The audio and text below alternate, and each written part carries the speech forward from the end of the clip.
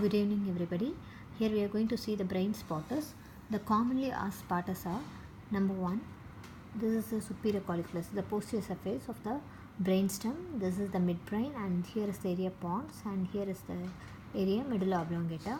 And here if you see number 1 spotter, I have given the spotters a name, identification and the sub-question too. Okay, so number 1 is the superior colliculus, number 2 is the inferior colliculus. So we do have 2 superior colliculus and 2 inferior colliculus. The superior colliculus is related and it carries the fibers of the visual pathway. So from here the fibers will be going via the superior brachium to the lateral geniculate body, right? And here is the inferior colliculus. Inferior colliculus is related to the auditory pathway and it is going via the inferior brachium. This area is called as inferior brachium to the medial geniculate body. So these two are the important spotters, and the third one is here the bulge present in the floor of the fourth ventricle, that is your facial colliculus. Formation of facial colliculus will be asked. It is formed by the fibers of facial nerve winding around the abducens nerve nucleus. Understood? So fibers of facial nerve winding around the nucleus of abducens nerve. Don't make any mistakes in that. That is your third spotter, that is facial colliculus. And then number 4 is the here, right? So this is the area you have the interpeduncular fossa. The next picture we can see the interpeduncular fossa and its contents. These two are called as crus cerebri.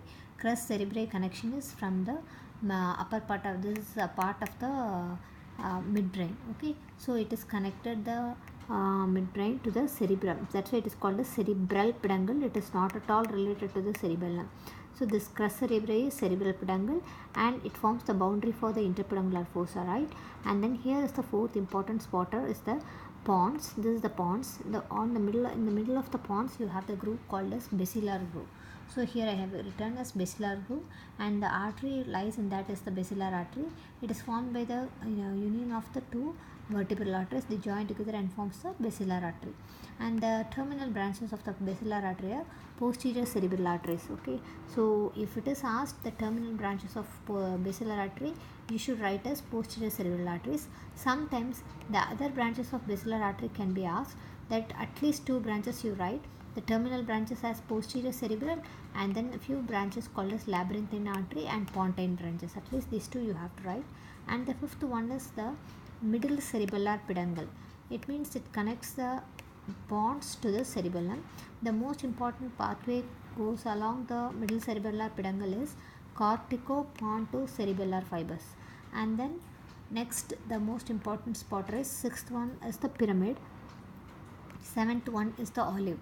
6th one pyramid, the formation is corticospinal tract. They decussate in the medulla and forms the bulge called pyramid.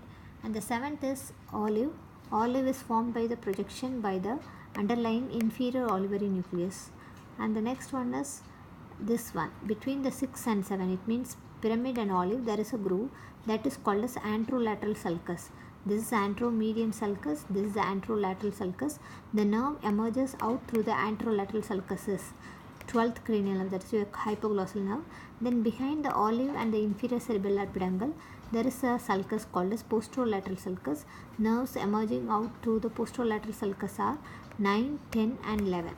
These 2 are frequently asked. They will put the pin here in the middle and then here. Understood? This is the group. Next, this is the most important one. Another one important structure. This is the interpeduncular fossa. Interpeduncular fossa only I showed in the previous one. Okay, this is the area interpeduncular fossa. So if you see the complete brain, you could see as this is the interpeduncular fossa. So if I zoom it, you can see anteriorly the optic chiasma, posteriorly the pons, both the sides you have the crus cerebri. So this is about the boundaries and the contents. At least minimum 2 contents you should write. Number 1 is the mammillary body, and number 2 is the posterior perforator substance, and you can write even the pituitary tuber sinarium, everything. Okay, and minimum 2 things you are supposed to write. And the next important spotter is cerebellum. Cerebellum, they ask the nuclei of the cerebellum, D, E, F, G. D for dentate, and E for emboliformis, and G for globosus, and F for fastigious. So these are the 4 nuclei present in the cerebellum. And the next, so many spotters are here in the medial surface of the cerebral hemisphere. So just all the students should know the 10th one. The 10th one is lateral ventricle. Lateral ventricle, visually we ask the communication. So lateral ventricle through the interventricular foramen, it communicates with the third ventricle, right? So both the sides you have the lateral ventricle, they comes out through the interventricular foramen and communicates with the third ventricle. 10 over 11 is corpus callosum. The 11 parts of the corpus callosum we will be asking. Number 1 is the rostrum, number 2 is the genu, 3 is the trunk or the body, 4th is the splenium. These are the 4 parts of the corpus callosum, and these are commissural fibers. Type of fibers will be asked as a sub question. This is the type of commissural fiber. And then colossal sulcus, just above the corpus callosum there is a small groove or sulcus that is called as colossal sulcus. What is the artery lying in the colossal sulcus is a sub question. You can see very well nicely the anterior cerebral artery is lying over here. So the most of the medial surface of the cerebral hemisphere is supplied by the anterior cerebral artery. That's why if there is any thrombosis of the anterior cerebral artery, the patient will be having paraplegia. Paraplegia means the leg of the human homunculus is lying here, right? So they will be having both the limbs paralysis, that's called as paraplegia.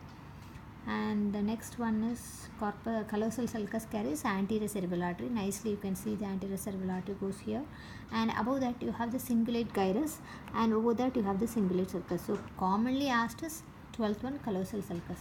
And the 13th one is above that you will be having a nice big lobule that is called as paracentral lobule. The content or center lies in the paracentral lobule is micturition center or defecation center.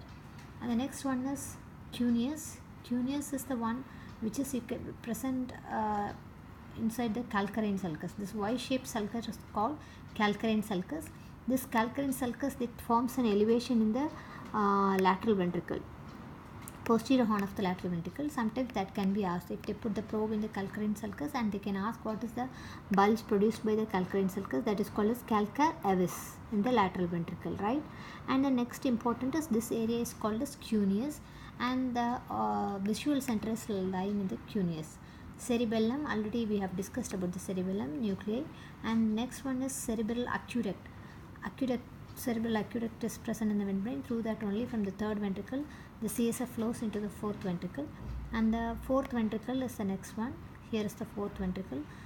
Superiorly it is bounded by the superior medullary velum, and inferiorly you have the inferior medullary velum, and anteriorly you have the mid pons and the medulla, and posteriorly you have the cerebellum.